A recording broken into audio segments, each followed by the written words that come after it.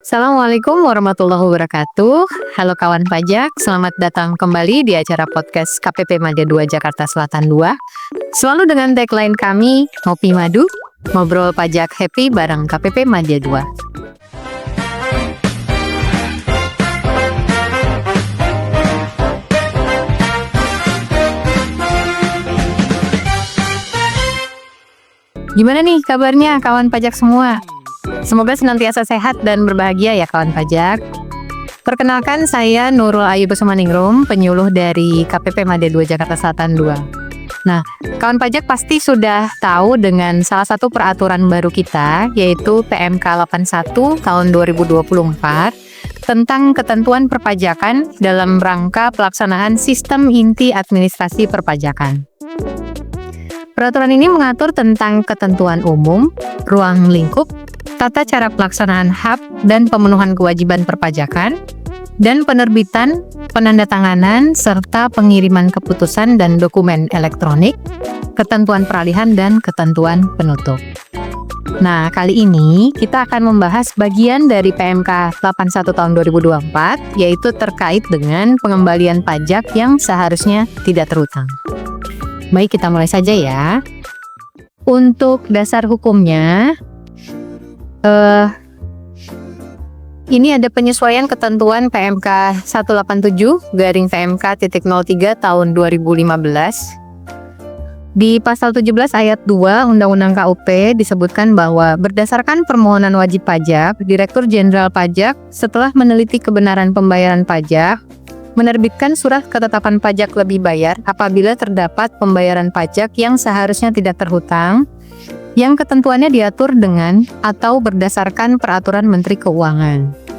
Nah, ini merupakan pengganti PMK nomor 187 dengan poin perubahan. Yang pertama, penegasan basis lebih bayar karena kesalahan dalam pembuatan bukti potong atau pungut. Kemudian yang kedua, pemohon sebelumnya dapat diajukan oleh pemotong atau pemungut atau pihak yang dipotong atau dipungut menjadi defaultnya oleh pemotong atau pemungut. Kemudian yang ketiga, adanya pengecualian pemohon oleh pihak yang dipotong atau dipungut dalam kasus tertentu. Misal PNAB, penerima fasilitas atau pemotong atau pemungut terlikuidasi atau tidak dapat ditemukan. Kemudian untuk objek yang dapat diajukan, untuk PMK ini adalah pajak penghasilan, kemudian pajak pertambahan nilai, pajak penjualan atas barang mewah, pajak bumi dan bangunan, bea materai, pajak penjualan dan pajak karbon, serta bisa juga diajukan untuk deposit pajak yang tidak digunakan untuk pelunasan pajak yang terhutang. Nah, untuk ruang lingkup pengembalian itu ada 5. Yang pertama adalah terdapat pembayaran pajak yang bukan merupakan objek pajak yang terhutang atau yang seharusnya tidak terhutang. Kemudian yang kedua, terdapat kelebihan pembayaran pajak oleh wajib pajak yang terkait dengan pajak dalam rangka impor. Kemudian yang ketiga, terdapat kesalahan pemotongan atau pemungutan yang mengakibatkan pajak yang dipotong atau dipungut lebih besar daripada pajak yang seharusnya dipotong atau dipungut.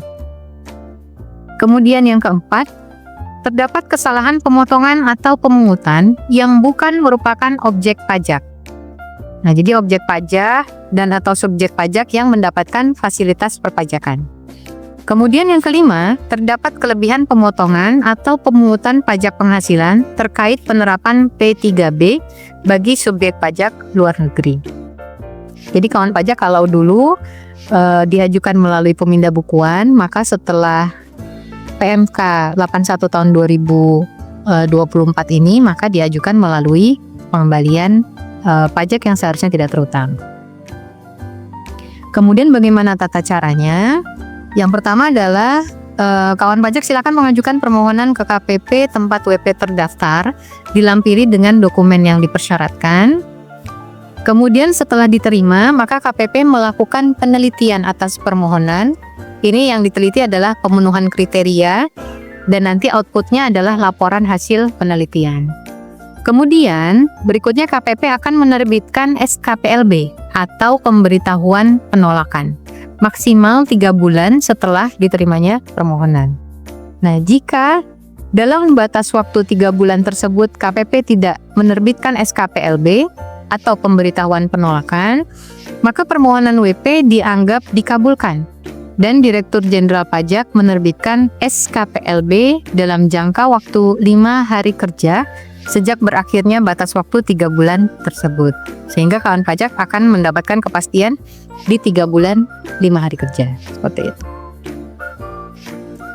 Kemudian untuk ruang lingkup pembayaran pajak yang bukan objek pajak terhutang atau seharusnya tidak terhutang, itu ada 6. Yang pertama adalah pembayaran pajak yang lebih besar daripada pajak terhutang. Kemudian yang kedua, pembayaran pajak atas transaksi yang dibatalkan. Yang ketiga, pembayaran pajak yang seharusnya tidak dibayar. Kemudian yang keempat, pembayaran PPh yang bersifat final atas penghasilan dari usaha yang diterima atau diperoleh wajib pajak yang memiliki peredaran bruto tertentu sesuai PP 55 tahun 2022. Kemudian yang kelima adalah penyetoran di muka bea materai yang belum digunakan dan atau masih tersisa. Kemudian yang keenam, pembayaran pajak dalam rangka pelunasan sesuai pasal 44B Undang-Undang KPP.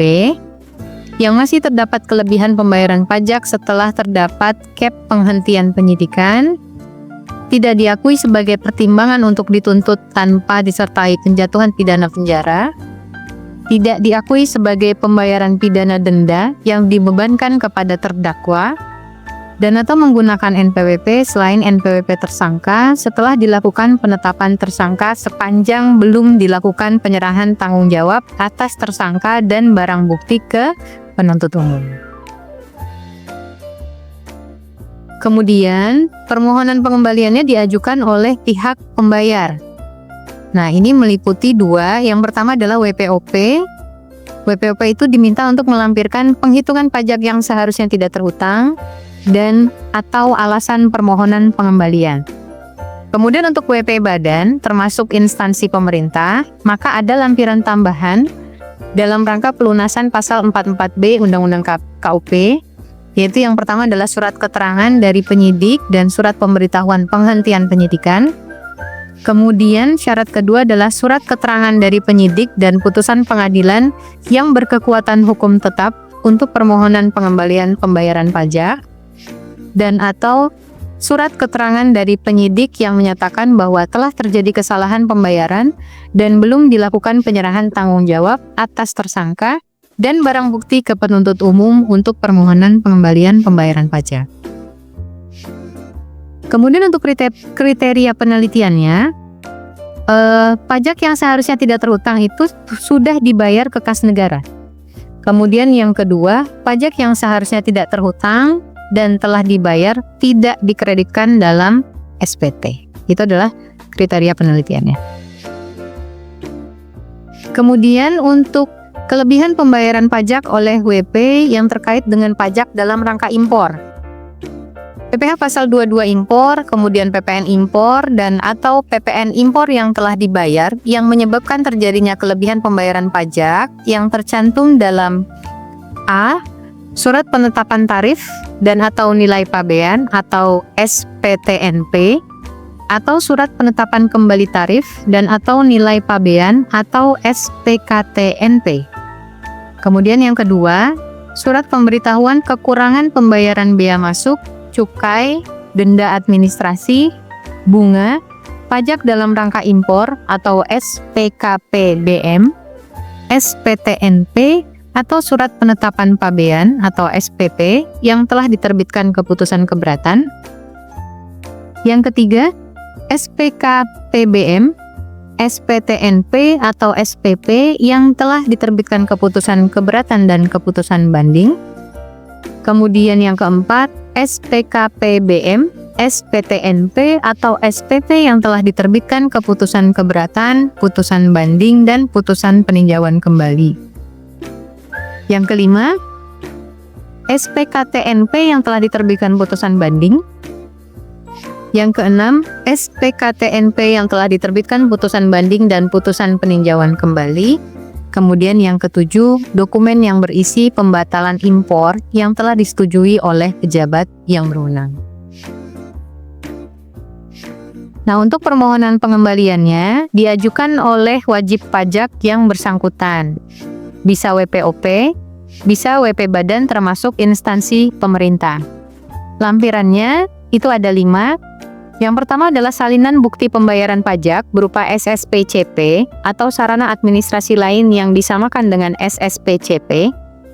Kemudian yang kedua salinan SPTNP, SPKTNP, SPKPBM, SPP atau dokumen yang berisi pembatalan impor yang telah disetujui oleh pejabat yang berwenang.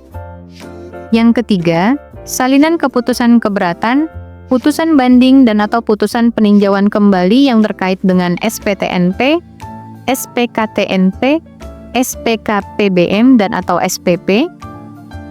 Kemudian yang keempat, penghitungan pajak yang seharusnya tidak terhutang. Dan yang terakhir adalah alasan permohonan pengembalian atas kelebihan pembayaran pajak yang seharusnya tidak terhutang. Nah, untuk kriteria penilaian, yang pertama adalah pajak tersebut sudah dibayar ke kas negara. Kemudian, pajak yang seharusnya tidak terhutang dan telah dibayar tidak dikreditkan dalam SPT. Untuk PPh pasal 22 impor, syaratnya adalah tidak dikreditkan dalam SPT tahunan PPh.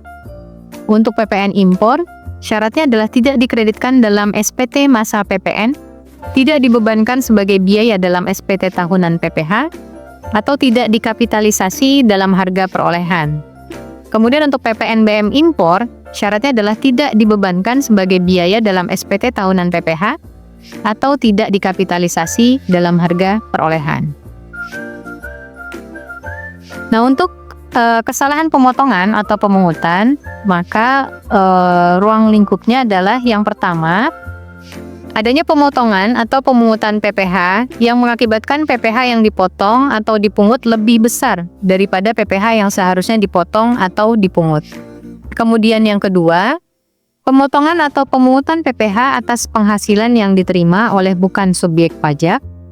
Yang ketiga, pemungutan PPN yang lebih besar daripada pajak yang seharusnya dipungut. Kemudian yang keempat, pemungutan PPNBM yang lebih besar daripada pajak yang seharusnya dipungut. Dan yang kelima, pemungutan bea materai yang lebih besar daripada bea materai yang seharusnya dipungut. Ruang lingkup kesalahan pemotongan atau pemungutan yang bukan merupakan objek pajak atau objek pajak dan atau subjek pajak yang mendapatkan fasilitas perpajakan ada 3. Yang pertama adalah pemotongan atau pemungutan PPh yang seharusnya tidak dipotong atau tidak dipungut. Kemudian yang kedua, pemungutan PPN yang seharusnya tidak dipungut. Kemudian yang ketiga, pemungutan PPNBM yang seharusnya tidak dipungut, termasuk diberikan pembebasan atau pengecualian PPNBM atas impor atau penyerahan BKP yang tergolong mewah, atau ekspor BKP yang tergolong mewah yang PPNBM atas perolehannya telah dibayar. Kemudian untuk permohonan pengembalian kesalahan pemotongan atau pemungutan PPh bisa diajukan oleh wajib pajak pemungut atau pemotong. Dan jika ternyata WP pemungut atau pemotong tersebut tidak ditemukan, misalnya sudah dibubarkan atau tidak dapat membetulkan SPT, maka bisa diajukan oleh pihak yang dipotong atau dipungut.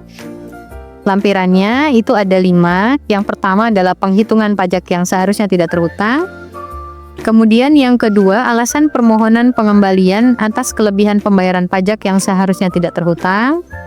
Kemudian yang ketiga, bukti pemotongan atau pemungutan pajak atau dokumen lain yang dipersamakan. Yang keempat, surat kuasa dari pihak yang dipotong atau dipungut dalam hal permohonan diajukan oleh pemotong atau pemungut pajak.